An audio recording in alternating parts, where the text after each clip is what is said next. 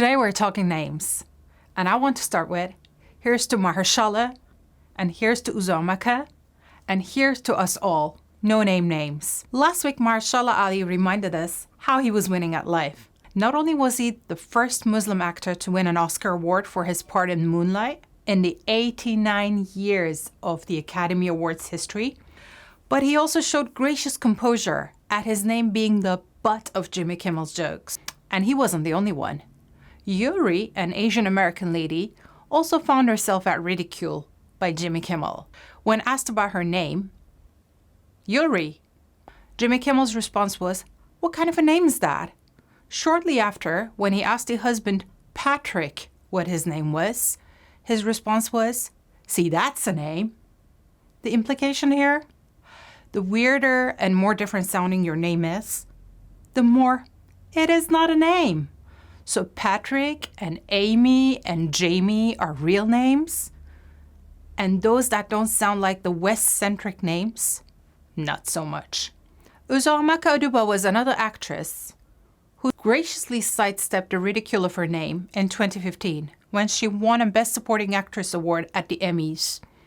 And Jamie Lee Curtis commented on how difficult it was to say her name. Uzo was also, if you recall, known for the anecdote that she shared a couple of years back. When she'd gone to ask her mom if she could change her name to Zoe because Uzo was simply too difficult to pronounce, her mom said, if they can learn to say Tchaikovsky, Michelangelo, and Dostoevsky, they can learn to say Uzo. Mama Uzo, I hail you. Uzo means the road is good in Igbo, Uzo's native Nigeria. Mahershala is short for Mahershala al-Hashbaz, the longest name in the Bible. The name of the second son of Prophet Isaiah, meaning the swift are the spoils, the quick is the plunder. Isn't it crazy that we live in a world with such beautiful names, and yet at the sound of the first different tongue twister, we take the mickey and we ridicule these names because they're simply too challenging for the untrained Western tongue to come to terms with. But that's not all though.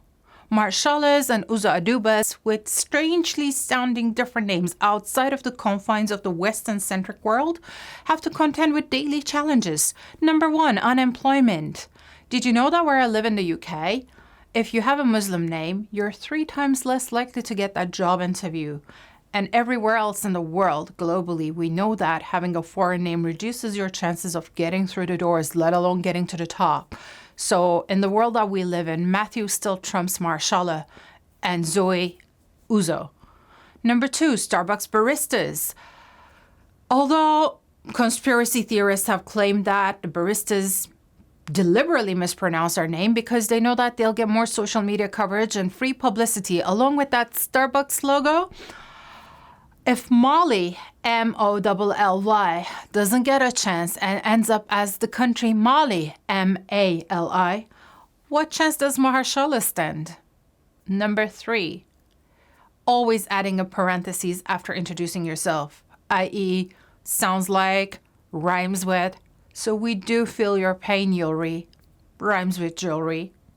And number 4, last but not the least, Jimmy Kimmel, Jamie Lee Curtis, the bully boy Ben from middle school that just took the mickey out of our names at every chance that they could get.